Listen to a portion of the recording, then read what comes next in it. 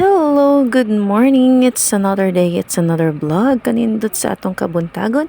It's around 7:30 a.m. Ani ata karon sa Sim Park. It's a park na special kayo sa mga nag-rest in peace because it's a cemetery.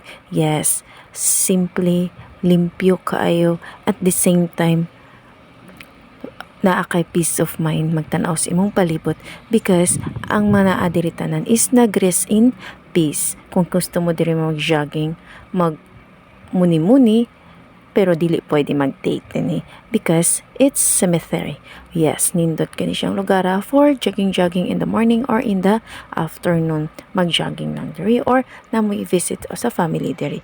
Yes, we're here in the Sim Park Cemetery. And nindot nilang location para sa mga mag-exercise kay taas-taas jud ang imong malakaw og na